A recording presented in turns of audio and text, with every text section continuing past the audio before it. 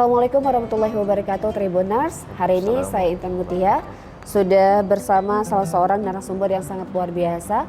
Beliau ini merupakan dosen dari IAIN Takengon dan juga merupakan Ketua IKD Kabupaten Aceh Tengah. Selamat datang Bapak Dr. Zakil Fuadi. Assalamualaikum. Waalaikumsalam warahmatullahi wabarakatuh. Terima kasih Bapak sebelumnya sudah berkenan untuk kita diskusi bersama terkait bulan suci Ramadan. Ya, dengan senang hati, alhamdulillah. Terima kasih banyak Bapak dan saudaraku semuanya. Kita akan mengangkat tema terkait dengan bagaimana caranya untuk bisa memperbaiki diri di bulan suci Ramadan 1446 Hijriah ini. Dan mengingat saat ini tepat sudah memasuki 4 Ramadan Bapak ya, 1446 Hijriah. Sebagai seorang muslim Bapak, kira-kira di awal puasa Ramadan ini, apa sih langkah pertama yang harus ditempuh agar kita bisa menjadi pribadi yang lebih baik? Baik. Terima kasih atas kesempatannya ya. Yang pertama mungkin kita dulu harus paham fadilah ataupun keutamaan dari ibadah yang sedang kita laksanakan ini. Jadi terkadang ketika kita memahami makna ataupun kandungan dari ibadah itu menjadi penyemangat tersendiri bagi kita untuk beribadah. Jadi sehingga kita kalau misalnya kayak dikasih tahu pahala apa yang akan kita peroleh, maka semangat untuk beramal akan lebih. Ini gitu juga dengan ibadah Ramadan ini, alangkah lebih bagus kita mengetahui fadilah-fadilah ataupun keutamaan serta kelebihan apa yang Allah akan berikan kepada mereka yang melaksanakan ibadah puasa ini.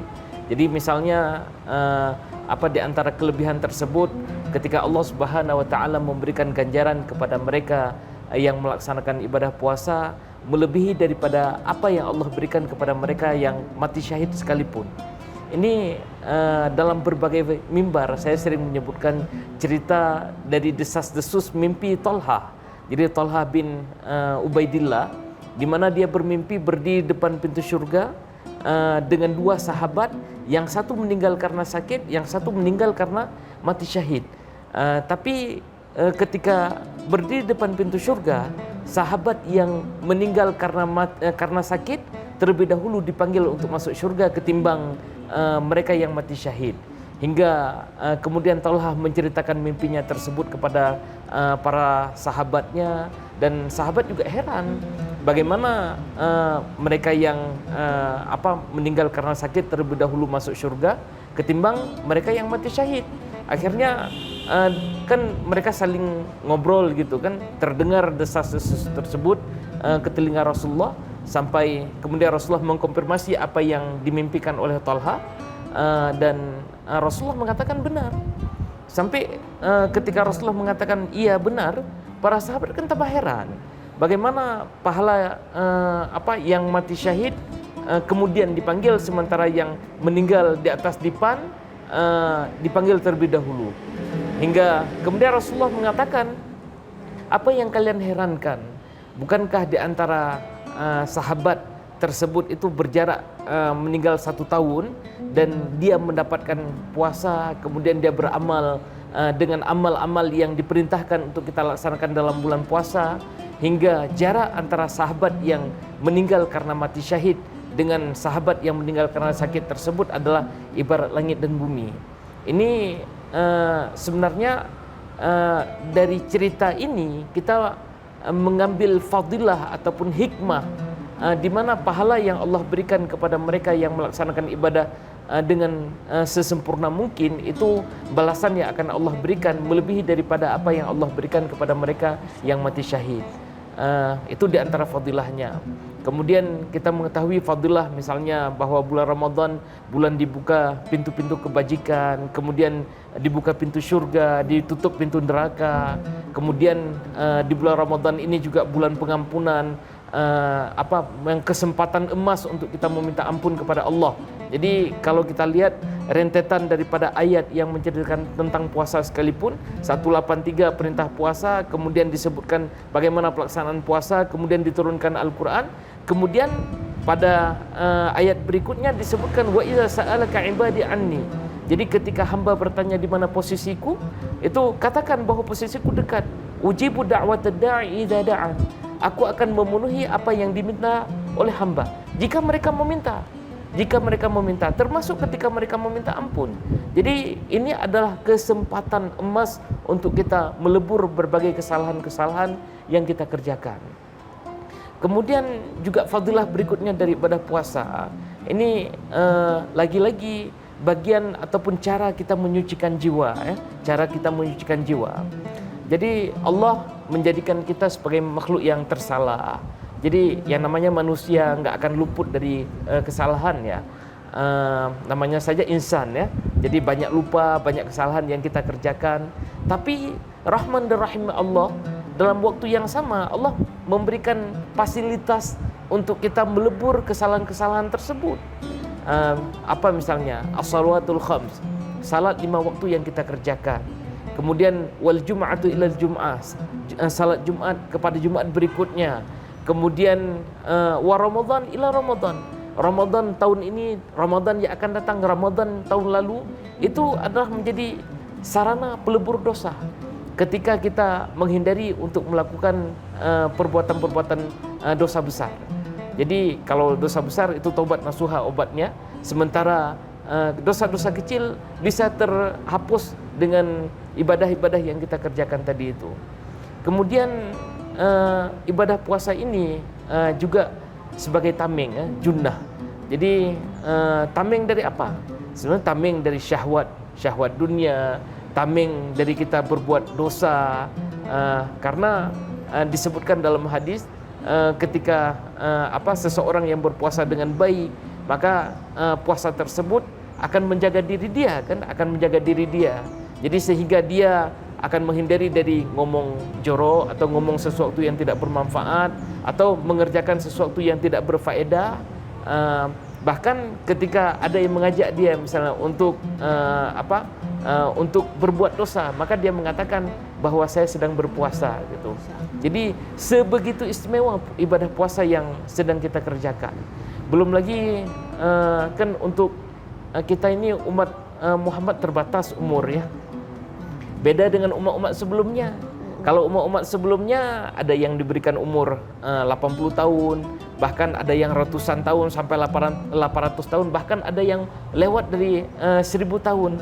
Sekarang umat Muhammad berapa rata-rata? Kalau kita mencontoh kepada umur Nabi Muhammad ke 63, ya mungkin nggak jauh-jauh dari itu, nggak jauh-jauh dari itu.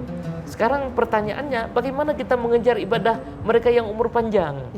Gimana kita mengejar ibadah mereka yang umur panjang yang lebih daripada umur yang Allah berikan kepada umat Muhammad? Nah, fadilah dari amal-amal inilah yang menjadikan kita bisa mengejar secara kualitas amal yang kita kerjakan. Misalnya ketika Rasulullah SAW mengumpulkan para sahabat, kan di sini Rasulullah mengingatkan para sahabat, atakum Ramadan, telah datang kepada kalian bulan Ramadan, iftaradallahu alaikum siyamahu, pada bulan tersebut diwajibkan kalian untuk melaksanakan ibadah puasa. Kemudian tuftahu fiha abwabul jannah, dibuka pintu syurga, kemudian ditutup pintu neraka, syaitan pun dibelenggu.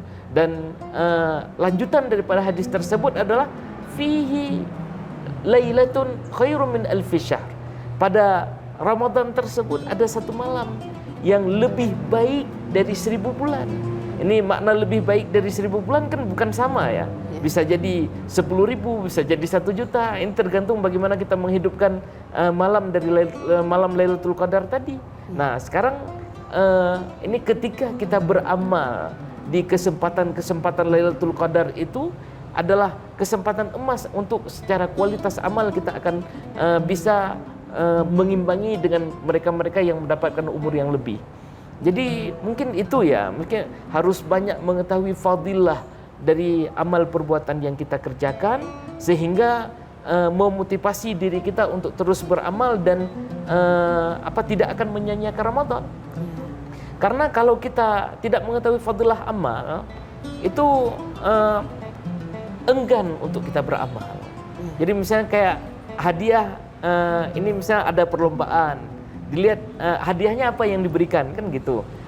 Oh ternyata hadiahnya kecil, kan kalau hadiahnya kecil nggak semangat untuk ikut lomba kan. Tapi begitu ternyata yang diberikan hadiah begitu wah gitu, pasti kita akan lebih semangat untuk beramal gitu, akan lebih semangat kita untuk ikut lomba karena melihat hadiah yang begitu luar biasa.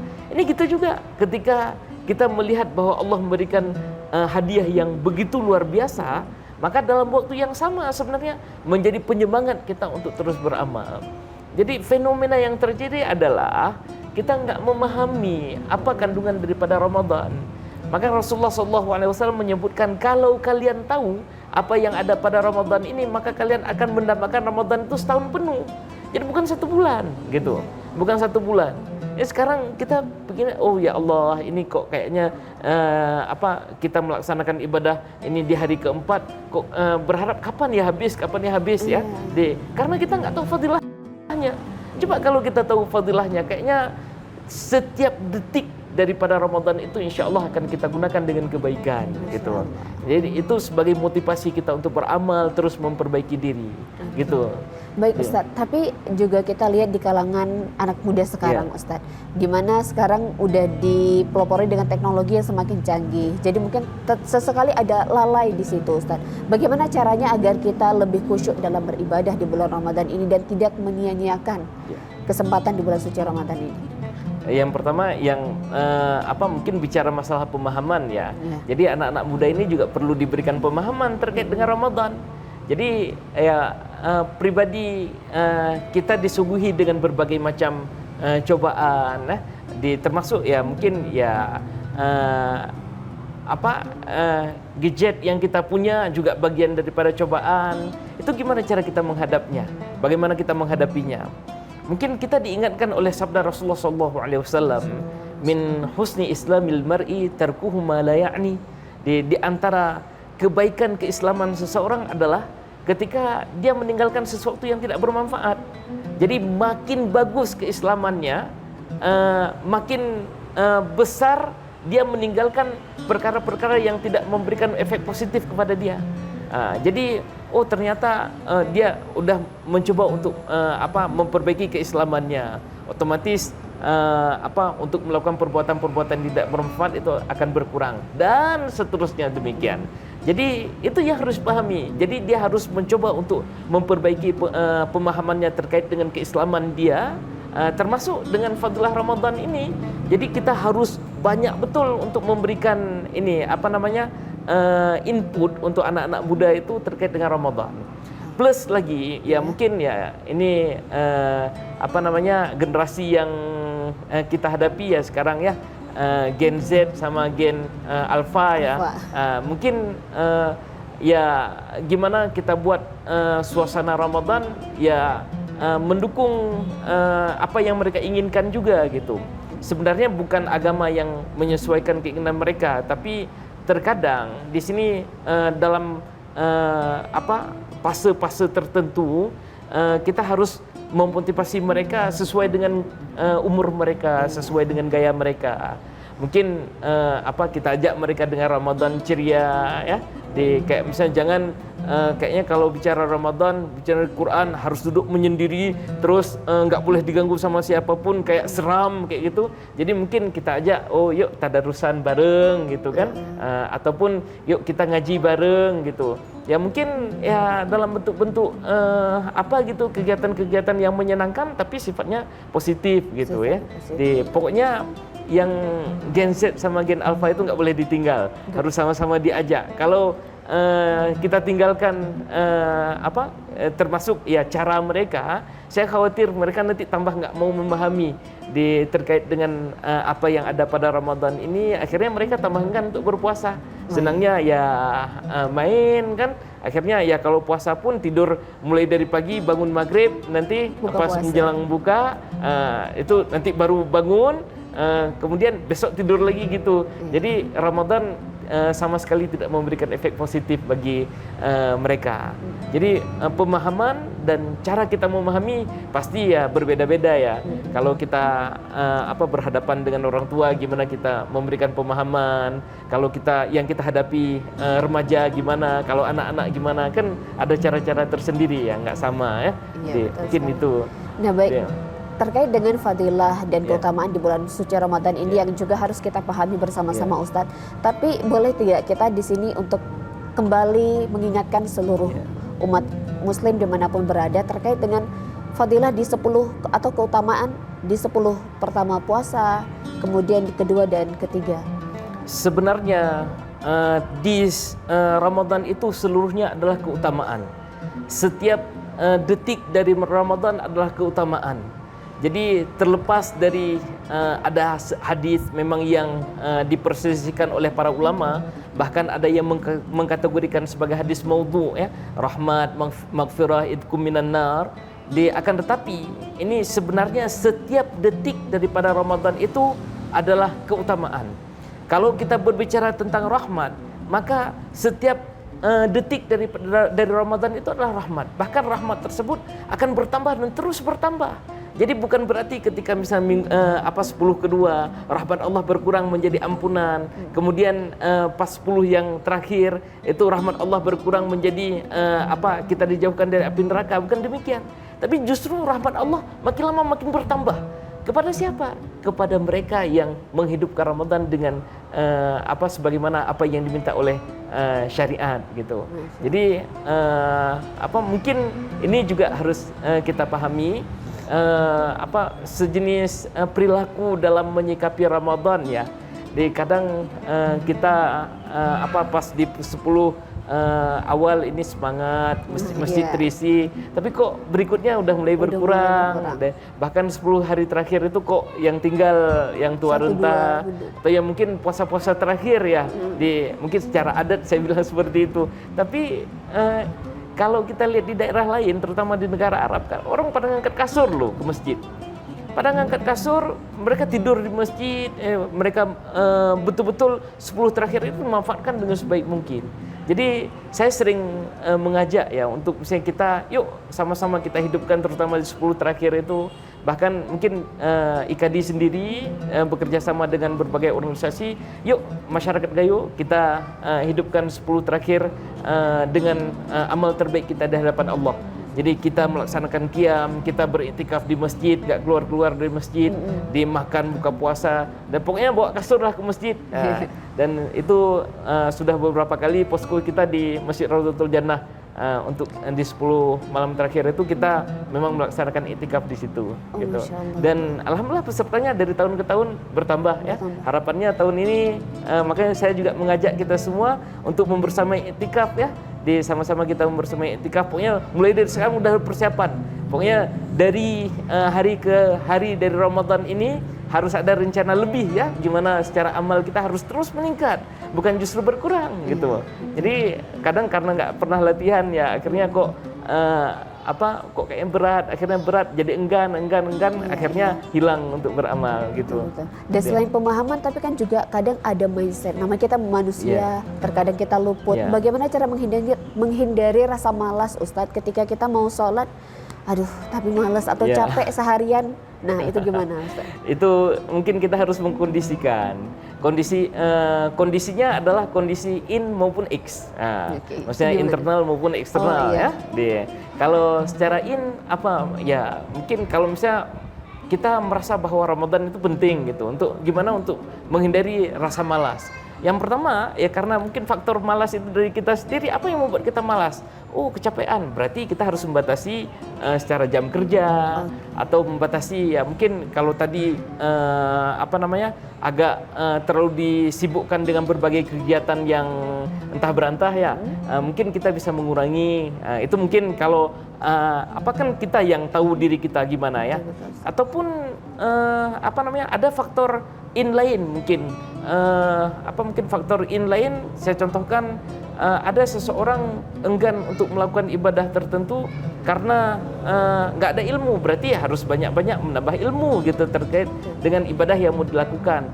Misalnya kan pas Ramadan maunya tadarusan, pas Ramadan maunya tilawahan, pas Ramadan maunya banyak-banyak sedekah, pas Ramadan maunya banyak-banyak beramal dan lain sebagainya. Jadi ilmu terkait dengan ini juga harus dikuatkan. Itu di antara in.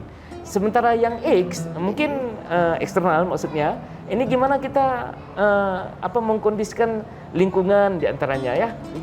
Jadi lingkungan kita alangkah indah ketika lingkungan dalam Ramadan ini adalah misalnya baik dari teman atau tempat kita melaksanakan ibadah puasa yang sama-sama mendukung kepada kebaikan gitu. Jadi kalau sebaliknya pas kita mau salat nanti kan diganggu sama kawan-kawan yang nggak salat kan kalau nggak dikondisikan lingkungan. Jadi mungkin kita harus kondisikan lingkungan terlebih dahulu gitu. Jadi sehingga justru ketika lingkungannya oke, ada mungkin waktu-waktu tertentu yang kita kok malas gitu. Ternyata ada jemput ke rumah gitu. Yuk, Win, yuk apa namanya? Yuk kita sama-sama ke masjid. Nanti di sana ada kajian, yuk kita pergi rame-rame gitu kan. Nanti kan tambah semangat kan karena lingkungannya lingkungannya terkondisikan gitu. Jadi kalau lingkungannya nggak terkondisikan, itu ya sebagaimana yang kita sebutkan tadi. Betul. Jadi memang lingkungan harus betul-betul dikondisikan. Bahkan saya sering menyebutkan ya, pengkondisian lingkungan itu mulai dari keluarga, kemudian lingkungan terdekat kita, di masyarakat dan lain sebagainya. Dan harapannya itu pemerintah juga memberikan dukungan gitu untuk anak-anak muda yang ingin menghidupkan Ramadan ini ya. Misalnya ada fasilitas-fasilitas apa yang akan diberikan oleh pemerintah gitu ya. Sebagai bentuk dukungan untuk anak muda, lingkungan untuk mereka sama-sama menyemarakkan Ramadan. Dan bukan hanya secara formalitas, bukan hanya sebagai yang sifatnya syushuan, tapi memang betul-betul ada hikmah ataupun sesuatu yang akan didapat oleh anak-anak muda kita gitu. Khususnya di bulan Ramadan. Khususnya ini, di bulan Ramadan. Tapi bicara dengan lingkungan memang benar Pak. Kalau kita di lingkungan yang baik, insya Allah kita akan terbawa menjadi pribadi yang lebih baik. Tapi di akhir ini Bapak, kita boleh cerita sedikit terkait dengan Masjid Rohama Kabupaten Aceh Tengah ini yang merupakan masjid kebanggaan orang Gayo, Ustaz. Kegiatan selama di bulan suci Ramadan ini apa saja di sini, Ustaz? Ini untuk kegiatan di sini mungkin alangkah lebih bagusnya nanti dikonfirmasi langsung ke pengurus masjid ya. Tapi yang saya tahu untuk tausiah subuh, tausiah tarawih ya. Kemudian juga ada kajian Al-Qur'an ya. Kemudian ada kajian duha. Dan mungkin remaja masjid juga bergerak sebagaimana tahun-tahun biasa gitu. Tapi untuk konfirmasi lebih lanjut terkait dengan kegiatan apa, kayaknya lebih bagus ke pengurus langsung gitu. Dan ini juga salah satu upaya dari pengurus Masjid Rohama Takengon untuk mengajak masyarakat Kabupaten Aceh Tengah untuk menjadi pribadi yang lebih baik lagi selama bulan suci Ramadan. Dan harapan kita semoga dari bulan Ramadan ini bisa membawa kebaikan di bulan-bulan berikutnya ya Ustaz ya. Namanya juga bulan latihan kan. Jadi 1 bulan untuk 11 bulan berikutnya. Jadi bukan 1 bulan akhirnya tutup buku, balik ke habitat awal, kan enggak seperti itu. Dan Ustaz di akhir tausiah hari ini Ustaz, apa yang ingin Ustaz sampaikan kepada masyarakat seluruh Indonesia, khususnya tidak hanya masyarakat Aceh Tengah terkait bulan suci Ramadan 1446 Hijriah ini? Mari kita menyemarakkan Ramadan dengan amal terbaik kita. Jadi sebagai bentuk persembahan dan penghambaan kita sesempurna mungkin kepada Allah Subhanahu wa taala. Jangan sampai dan alangkah menyedihkan seandainya kita termasuk apa yang didoakan oleh Jibril dan diaminkan oleh Rasulullah ketika celakalah mereka-mereka yang mendapatkan Ramadan namun Ramadan pergi sementara dosa-dosa mereka belum terampuni. Semoga kita tidak termasuk di dalamnya hingga kita akan menggunakan Ramadan dengan amal terbaik kita di hadapan Allah, dan insya Allah kita akan disebatkan oleh Allah sebagai label-label orang yang bertakwa dan terampuni dosa-dosa yang pernah kita lakukan sebelumnya. Amin amin ya rabbal alamin. Dan juga kita jangan lupa untuk berdoa Allahumma balighna Ramadan Ustaz, supaya kita dipertemukan. Kita sudah di Ramadan dan untuk berikutnya semoga Allah mempertemukan kita ke Ramadan berikutnya. Dan jangan berpikir berpisah dari Ramadan dulu, tapi mempersembahkan amal terbaik di Ramadan yang kesempatan belum tentu berikutnya Allah berikan. Jadi sekarang kesempatan yang luar biasa, sekaranglah masa untuk kita betul-betul menghambakan diri kepada Allah. Masya Allah. Terima kasih banyak Ustaz Zakiyul Fuadi. Terima kasih banyak Ustaz atas waktunya sudah berkenan untuk memberikan tausiah. Semoga tausiah ini juga bermanfaat untuk seluruh masyarakat Indonesia, khususnya masyarakat di Kabupaten Aceh Tengah. Amin. Dan akhir kata, saya Intan Mutia mewakili kru yang bertugas pamit undur diri. Wassalamualaikum warahmatullahi wabarakatuh. Download Tribun X sekarang, menghadirkan lokal menjadi Indonesia.